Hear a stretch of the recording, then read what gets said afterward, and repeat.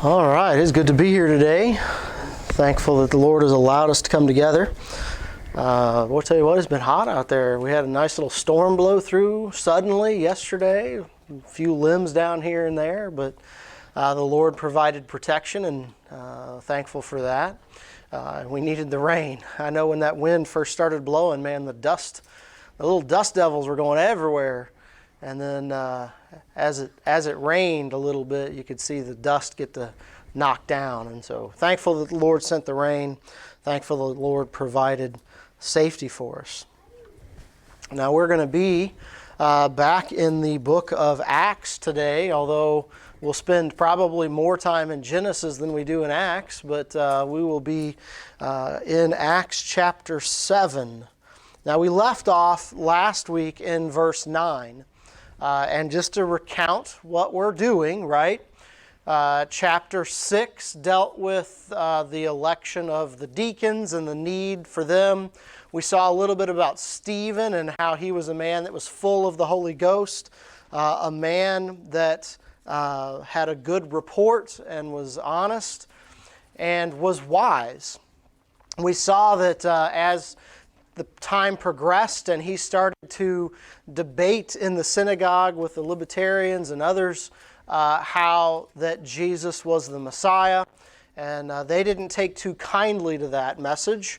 And they started, after they couldn't argue with him, after they couldn't overcome his wisdom and his wise words and the way he used Scripture, they then turned to making accusations and trying to get false witnesses against him. And in the end, when they brought him before the council, they had basically said that he was wanting to abandon the traditions of Moses, that he was declaring that the temple should be destroyed, and that the law should be forsaken, is basically what was declared.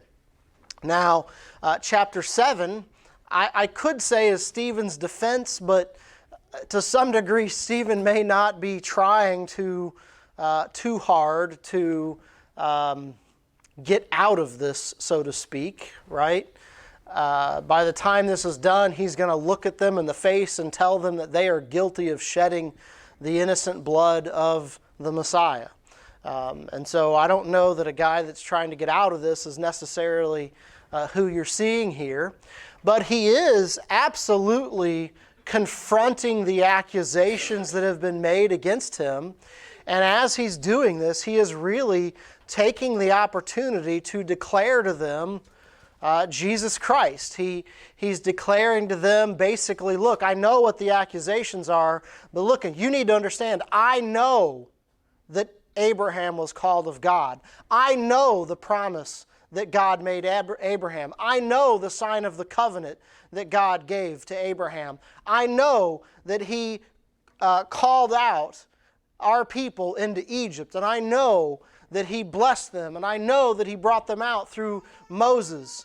But then he starts to talk about how that he knows that Moses is the one that said there would be a prophet like unto him that would come. And he really builds up to talking about all those things, and by the time it's done, he's really telling them, just like your fathers who rejected Moses and turned away from God and wanted to serve the gods of Egypt, and just like your fathers who beat and killed the prophets, you are no different than them, and you are guilty.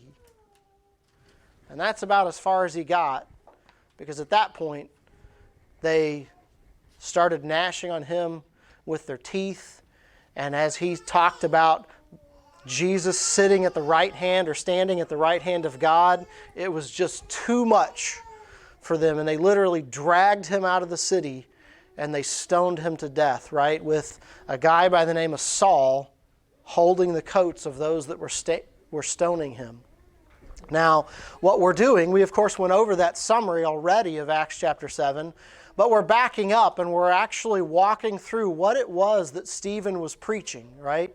If you actually read this chapter, I did it the other day, if you take your time and read it diligently, just reading what Stephen talks about almost takes 20 minutes. This is a sermon he's basically preaching here, and he's declaring the Lord to these people. Now, in verse 9, which is where we ended last time, it said, "And the patriarchs, moved with envy, sold Joseph into Egypt, but God was with him." Right? But God was with him. And if you remember, last time we talked about the fact that how sad would it be to take these stories of Joseph and just read the part about his brothers hating him and throwing him in a pit and selling him to Egypt. Well, but then things got better, right? Because then he got put in Potiphar's house, and Potiphar liked him and put him in charge of everything. Man, things are looking up. But then Potiphar's wife made false accusations against him. He got thrown in prison, and man, now things are bad again. Listen, verse 10 says, end of verse 9 says, "But God was with him." The beginning of verse 10 says, "And delivered him out of all his afflictions."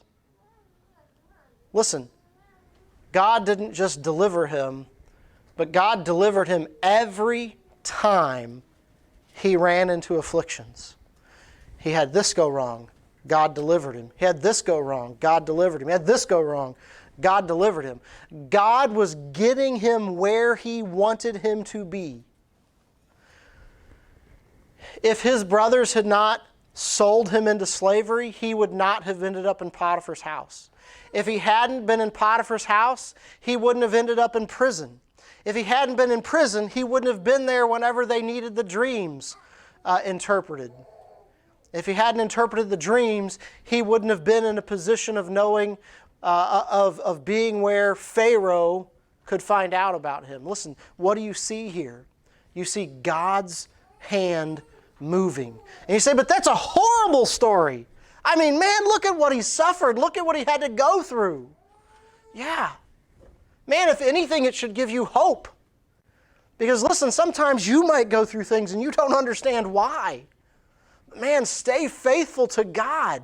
Because you don't know what God's plan is. You say, well, you don't know what's happened to me. Yeah, look at what happened to Joseph. His own brothers talked about murdering him. One of them talked him out of it. They threw him in a pit and then sold him into slavery. But God, despite all of that, was with Joseph. And God was going to put him in a place where he had more than he could have ever possibly thought that he would have. But more importantly, he put him in a place where he could then take care of his family. God would then use that to build a great nation within the protection of the land of Egypt. But more importantly than that, God would show a picture of His Son, Jesus Christ. Through what? Through the exodus of the nation of Israel out of Egypt. Through that, you see all of the things about the sacrificial lamb, the lamb of the Passover, and how the blood of the lamb had to be shed to keep the firstborn from dying. You see how that they were delivered out of Egypt. Listen, what I want you to know as we read these stories is this is God moving. Sometimes you go through rough stuff.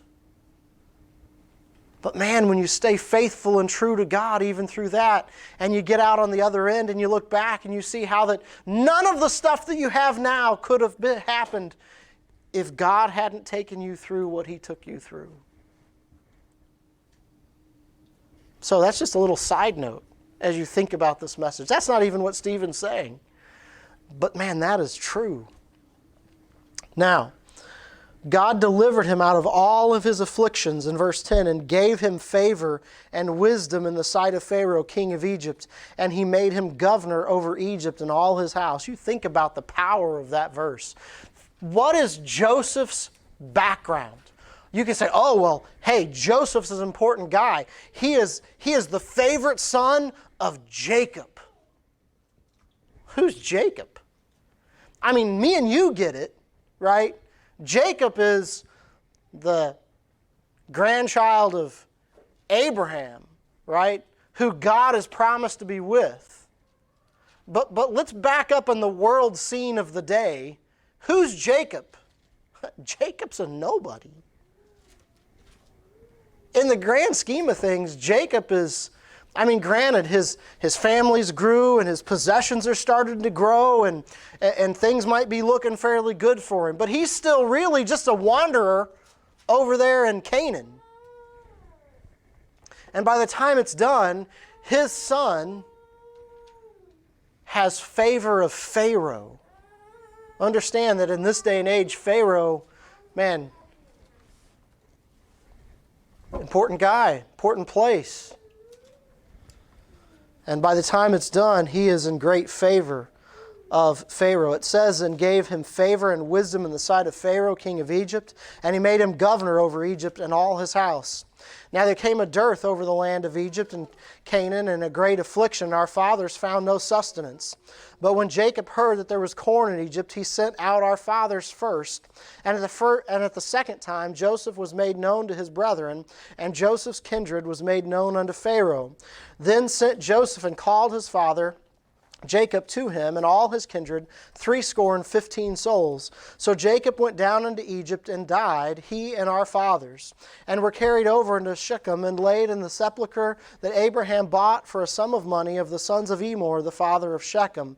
But when the time of promise drew nigh, which God had sworn to Abraham, the people grew and multiplied in Egypt, till another king arose which knew not Joseph. Now we're going to stop there. Because there's a lot of catch-up that we have to do in Genesis and the beginning of Exodus.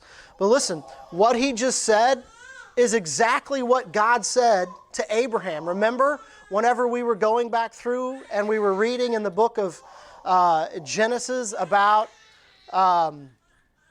Abraham and the things that were given to Abraham, when God was declaring to Abraham what God was going to do with him, he told him, your people are going to leave this land and they're going to be captive in another land, they're going to be mistreated, and then I am going to lead them out. Well, now you actually start to see where Stephen is saying that's exactly what happened.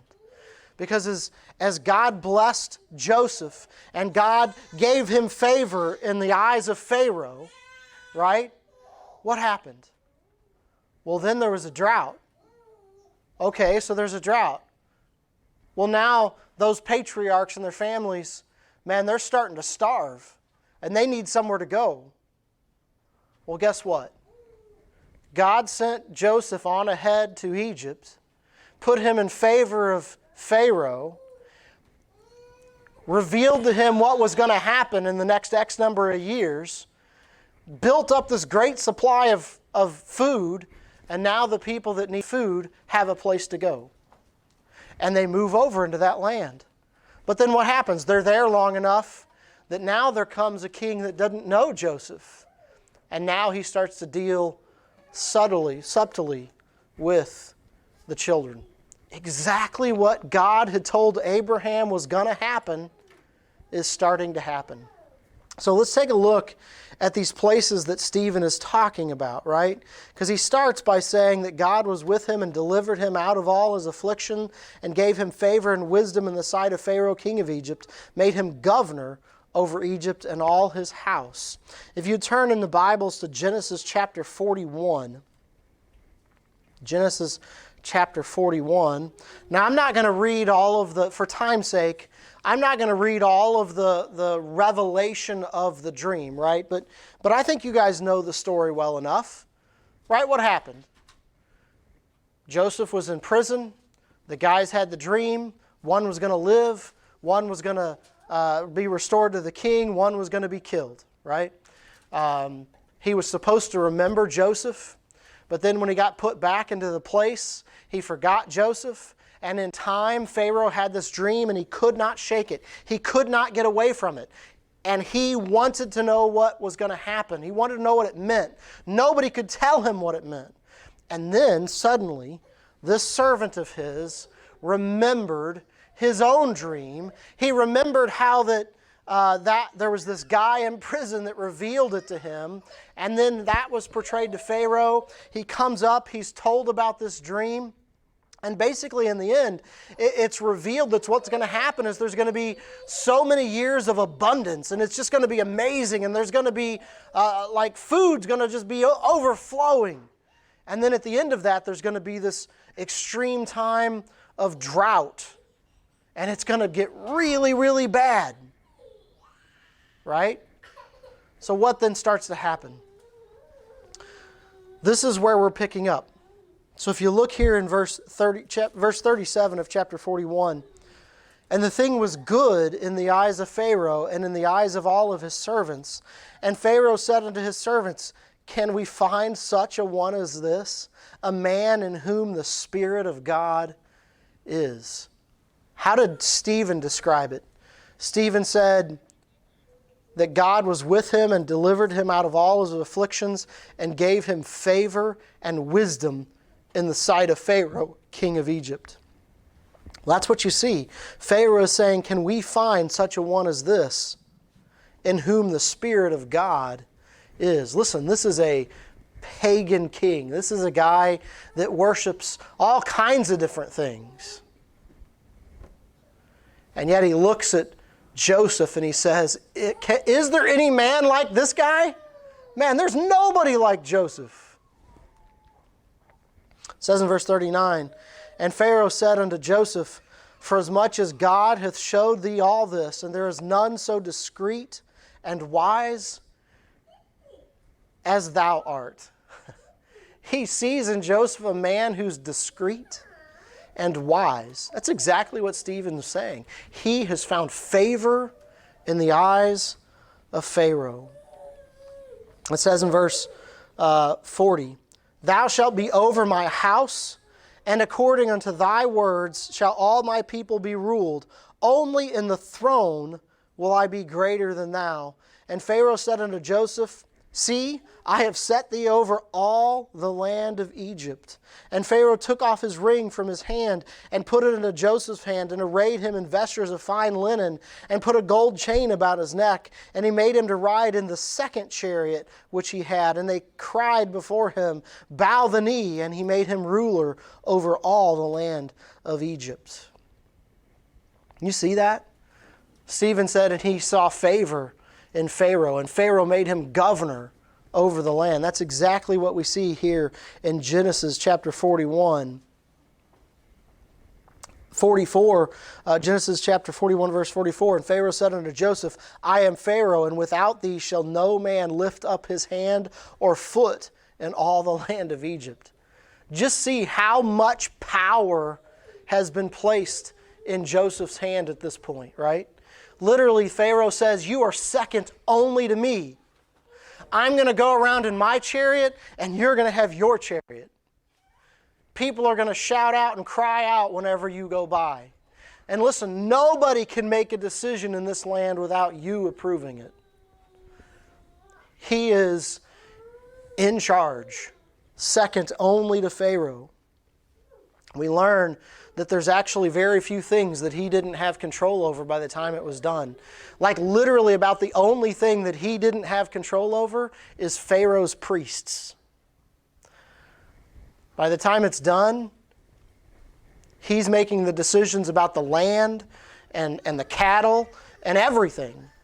And the only thing that didn't have, that wasn't under his subjection, so to speak, was decisions about Pharaoh's priests. Man, when the Lord does something, the Lord does it, doesn't he?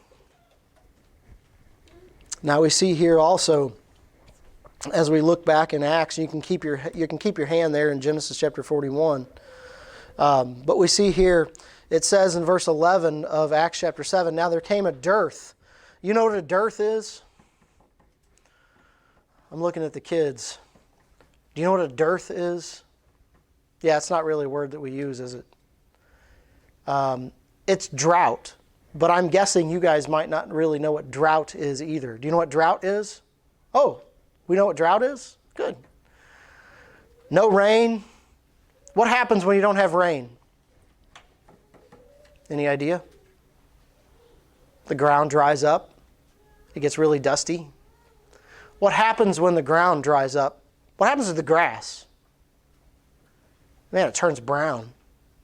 It starts to die. What happens to the trees? Well, the leaves start to wither. They start to turn brown. They start to fall off before they're supposed to. What happens to the corn and the bean plants and the flowers and the herbs? Do those things need water? What happens when there's not any corn, not any tomato plants, and not any bean plants? Well, you guys say, well, Mom don't have her garden. But that's not a big deal because we just eat a little bit of that food anyways. We don't really get the idea, do we? You know what happens whenever the garden isn't producing enough potatoes? You go to Walmart and you buy a bag of potatoes. And we don't really think about the fact that when there's no corn, it's going to be a big deal because, hey, corn's just a side item that we eat with everything else we got. But listen, if you back up a little bit and you put yourself in, I really, really want you to try to put yourself in the shoes of these people, right? There may come a time when we don't have everything that we have today. There may come a time when we can't just go to Walmart. You know, over in Ukraine where they're in the middle of war right now, you know one of the hard things to do? Find supplies. Now there are parts of the territory where maybe they still have the stores. The stores are expensive and there's not as much there as there used to be. They don't always have electricity. They don't always have running water. Well, even that is not to compare to what we're talking about here. Because listen, if we were to go through worldwide a serious drought where there was no rain for 7 years, not only would the trees look bad and there wouldn't be any corn, but listen, you know what they make bread from? Wheat. Flour. Flour comes from wheat. Well, there would be no wheat. They couldn't make bread, which means they couldn't make donuts, which means they couldn't make the French bread that you eat, and they couldn't make all the stuff you go to Walmart and take off the shelf. The peanuts wouldn't grow. No peanut butter. The strawberries wouldn't grow. No strawberry jelly. You know what cereal's made out of? It traces back to some of the plants that we grow. You didn't know that maybe. But you know what? Some of those fields that you drive by where it's just acres and acres and acres and acres of wheat or corn or whatever, right? A lot of that stuff gets turned into the food that you go to Walmart and eat. You know what happens? You say, well, okay, so I don't have corn. I'm just going to eat more beef. Beef, it's what's for dinner. You want a big, fat, juicy steak? Well, you need a big, fat, juicy cow. How do your cows get big and fat and juicy? You feed them. What do you feed them? Grass. Well, what just happened to all the grass? It turned brown and died. What happens to your big, fat, juicy cow? Well, one, he ain't big and fat and juicy anymore. And eventually he's going to die because he ain't got water. And he don't have grass. This is not just a matter of the fact that the corn dried up and you couldn't eat corn. It gets to the point where they have no food. We have a hard time fathoming that. But that's exactly what happened. It says that there was a dearth over all the land of Egypt and Canaan and great affliction. We don't understand just how great the affliction was. Literally, if you read the whole story, Jacob actually tells his children, if you don't go find food, we are going to die. That's where they were. They were starving. Hey, guess what happens when there's no corn. And I know Elliot, man. Elliot likes to go back for seconds and thirds and fourths. Yeah, he's like me. What about when you can't even go get your first plate?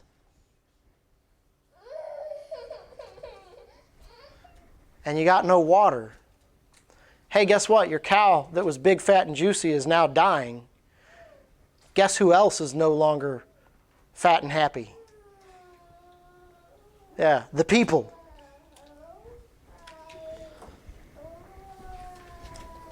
We learn that as this great drought came, if you look down here in verse 53, it says, "And the 7 years of plentiness that was in the land of Egypt were ended."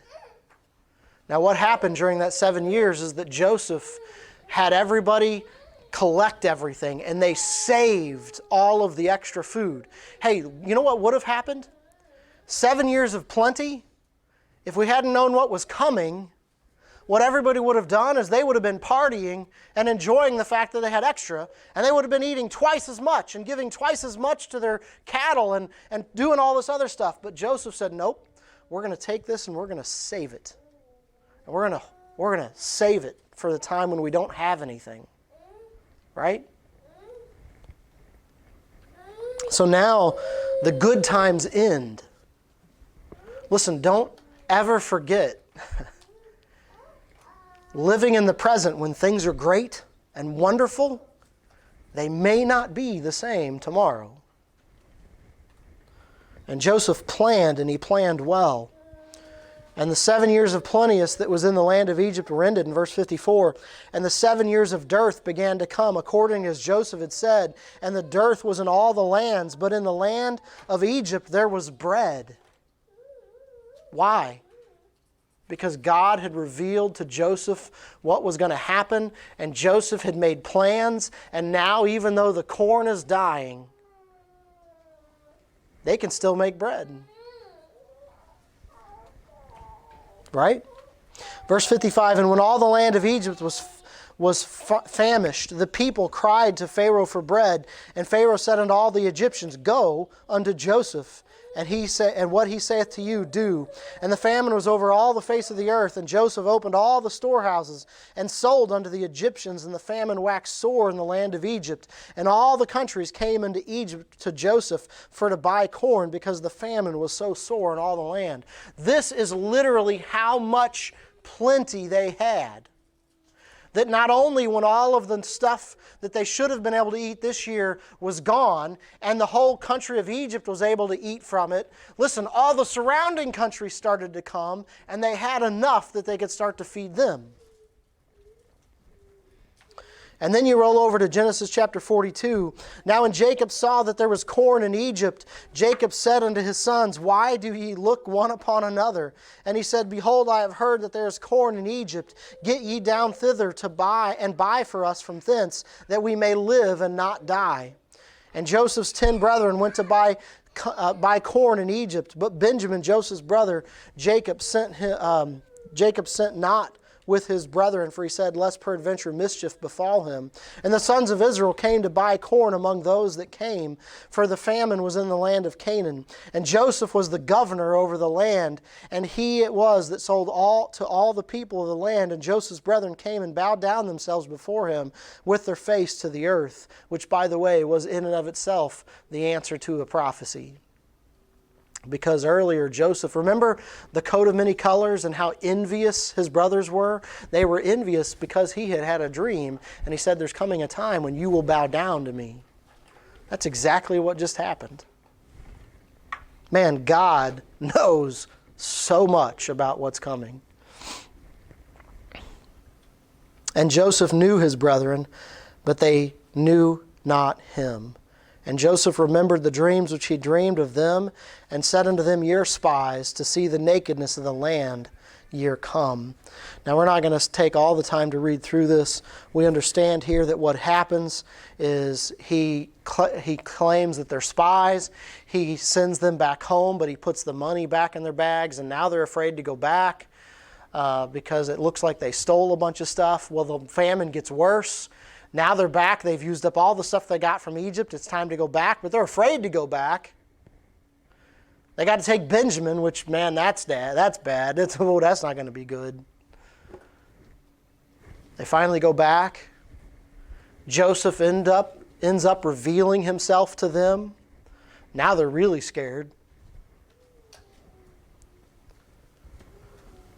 In the end, he sends for Jacob.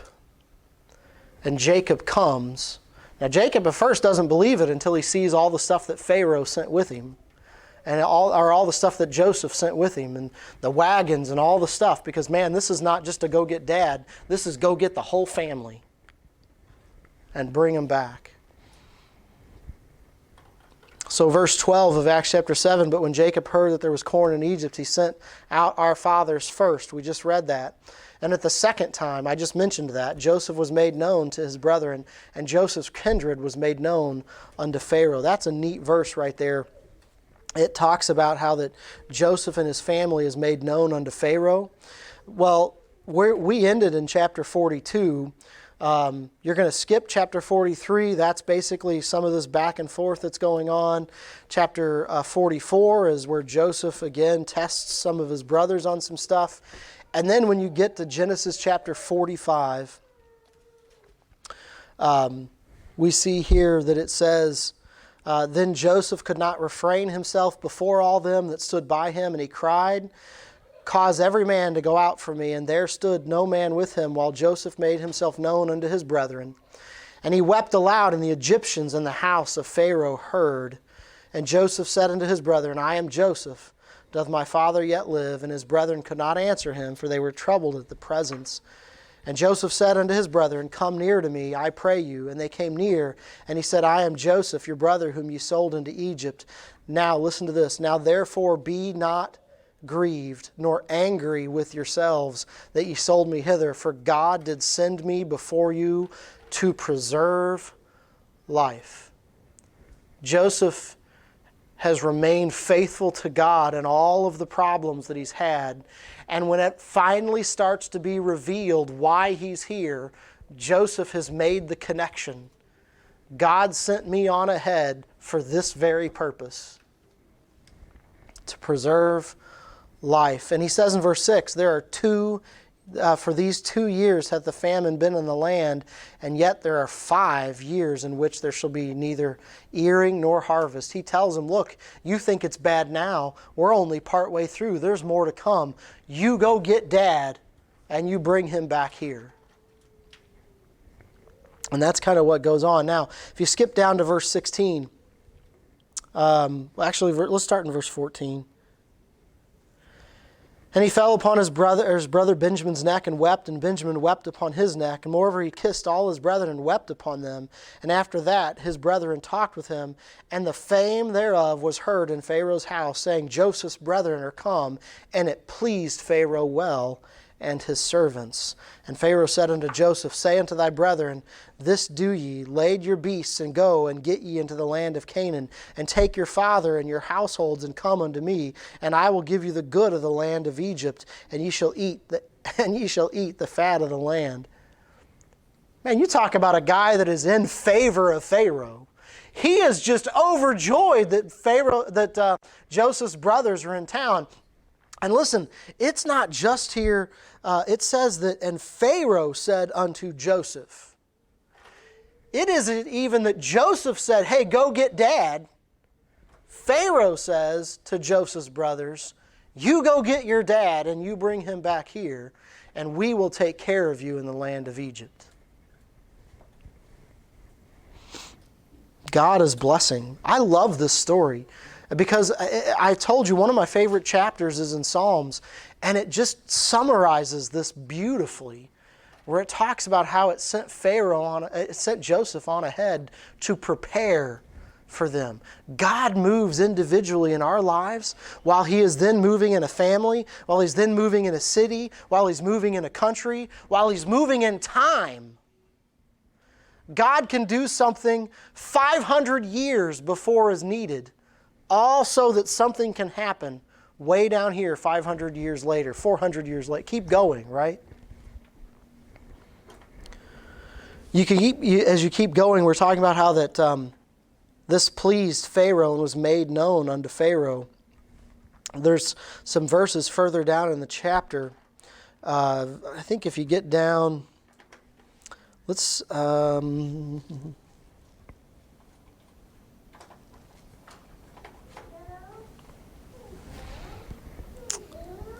we see as it continues to go, they told in verse 26, they told Joseph is yet alive. Verse 28, and Israel said, it is enough, Joseph my son is yet alive. I will go and see him before I die. And then in chapter 46, and Israel took his journey with all that he had and came to Beersheba and offered sacrifices unto God of his father Isaac. And God spake unto Israel in the vision of the night and said, Jacob, Jacob. And he said, Here am I. And he said, I am God, the God of thy father. Fear not to go down into Egypt, for I will there make of thee a great nation. He's reiterating the promise that he gave Abraham and even telling him it's okay to go into Egypt. I know you're nervous. I know that this Canaan is supposed to be the promised land, but it's okay. This is my plan. It's okay. Go into Egypt. I'm going to make a great nation. And I will go down with thee into Egypt, and I will surely bring thee up again. He says it's okay to go to Egypt because I'm going to build a great nation of you there, but I will then bring you all home. And you see in verse 5 where Jacob arose from Beersheba, and the sons of Israel carried Jacob their father and the little ones, and they carried their wives in the wagons which Pharaoh had sent to carry him, and they took their cattle and their goods which they had gotten in the land of Canaan, and came into Egypt, and Jacob and all his seed with him. And it talks about his sons, and it starts to go down through which of his sons and which ones had already died, and it just kind of lays out all of this stuff down through chapter 45. Or in chapter 46. And as you get down to verse 28, and he sent Judah before him unto Joseph to direct his face unto Goshen, and they came into the land of Goshen. And Joseph made him ready his chariot, and went to meet Israel his father, and to present himself unto him. And he fell on his neck, and he wept on his neck a good while. And Israel said unto Joseph, Nay, let me die, since I have seen thy face, because thou art yet alive. And Joseph said unto his brethren, and unto his father's house, I will go up and show Pharaoh, and say unto him, My brethren and my father's house, which are in the land of Canaan, are come up with me. And verse 33 says, Pharaoh is going to call you, and you're going to tell him that you're servants, and you're going to tell them that we're going to go into the land of Goshen. Man, it's just amazing when you see the detail with which God has delivered and fulfilled the promises that he'd already given. It's just so neat. I love this story. Verse 5 of chapter 47, Pharaoh spake unto Joseph, saying, Thy father and thy brethren are come unto thee. The land of Egypt is before thee. In the best of the land make thy father and brethren to dwell. In the land of Goshen let them dwell. And if thou knowest any men of activity among them, then make them rulers over my cattle. And Joseph brought in Jacob's father and set him before Pharaoh. And Jacob blessed Pharaoh. And Pharaoh said unto Jacob, How old art thou? And Jacob said unto Pharaoh, The days of the years of my pilgrimage are 138 years, or 30 years. Few and evil have been the days of the years of my life, and have not attained unto the days of the years of the life of my fathers and the days of their pilgrimage. And Jacob blessed Pharaoh and went out from before Pharaoh. You see here that Jacob is now in Egypt, and even Pharaoh is blessed by Jacob. Man, when God delivers, God delivers. And it's just neat to see the story and how it unfolds. Now, back in Acts chapter 7,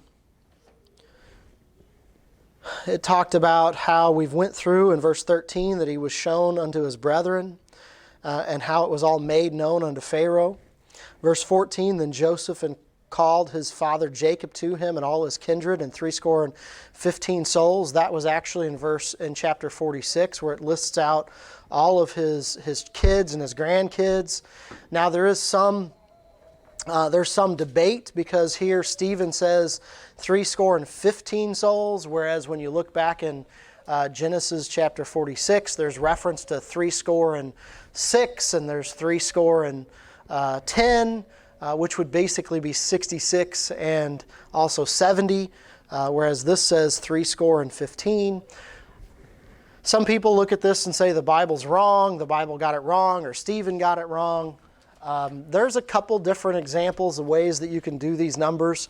Some of the stuff back in Genesis chapter 46 specifically talks about the number that came from Joseph's loins. In other words, literally his kids and only his kids and grandkids. It specifically talks about excluding the wives of his children. I think probably the best explanation that I've seen is that Stephen is talking about who came with Jacob. Well, Joseph was already there and his 2 kids were already there.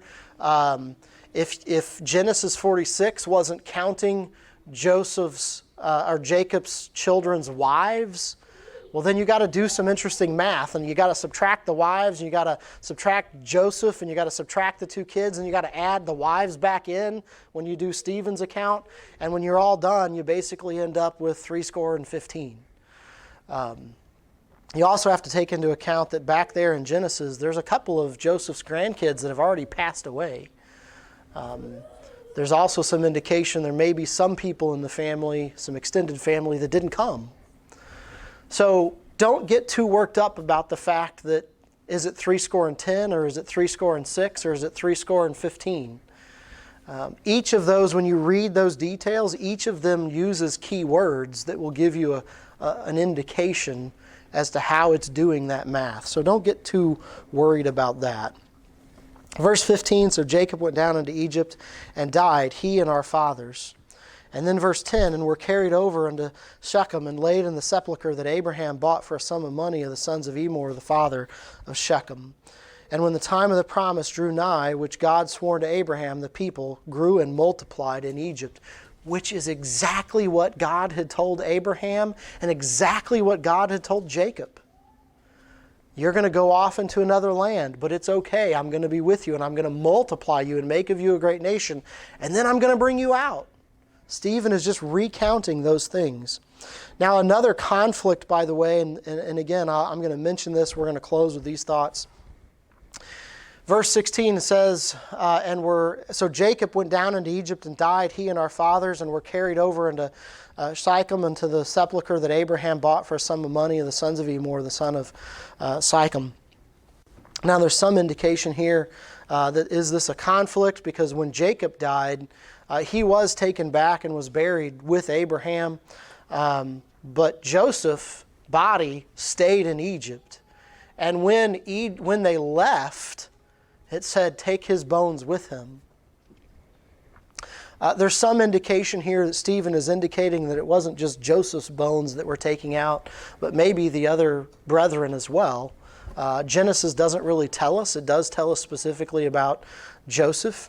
I think verse 16 is actually not talking about Jacob's burial, but talking about Joseph coming out and being buried whenever the children come out of the land of Egypt. We're also told in verse 17, but when the time of the promise drew nigh, which God had sworn to Abraham, the people grew and multiplied in Egypt. What is that promise? Do you remember when we talked about the covenant was being made? God had told Abraham, you're going to go and you're going to be there 400 years. This says when the time of promise drew nigh. When what? When it was about time for them to leave. When it was time for that promise that God had given to happen, things started to change. Things start to look bad. But you know what? Even things looking bad is all part of God's plan. Just like God prepared the drought so that the people would be willing to leave Canaan and go to Egypt, God also starts to prepare the hearts of the Egyptians. And they turn against the children of Israel, and they start to mistreat them. And they get it to the point where the children are ready to leave.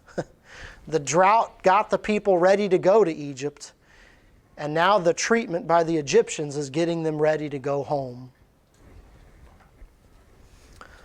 God knows the hearts of man.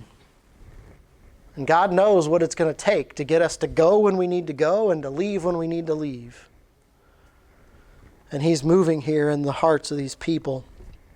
And what we'll do next time is we'll start to pick up really with 17 and 18 about until another king arose which knew not, Joseph. It's really in verse 17 and 18 where Stephen actually switches books of the Bible. Up till this point, he has taken us from the early chapters of Genesis all the way to almost the end of Genesis. He's did a great summary. And now, starting in verse 17 and 18, he switches to the book of Exodus. And now he's going to start to give them a summary of the book of Exodus. And he's building up to this idea again. Listen, I know what God has done. I know what God's plan was. I know what God is doing. I know the promises. Do you? Do you know why God promised Abraham? Do you know why God delivered them from Egypt? Do you know why God had them build their tabernacle? Do you know why He had them build the temple? Do you know what the hearts of your fathers were? And now you are just like them, and you're guilty. Now, I'm sure Stephen's hope and prayer is that whenever he told them they were guilty, they would react the same way that people did back on the day of Pentecost when they realized their guilt and they turned and they repented. But we know from the summary that we did of this chapter that's not going to happen. I think it's just neat here that he just flows so smoothly through this story. He obviously knows the book of Genesis, and he's about to show them that he knows the book of Exodus. All right, for time's sake, we're going to go ahead and stop there, and we'll pick up in verse 17 and 18 next time. All right, we're going to have Brother Phil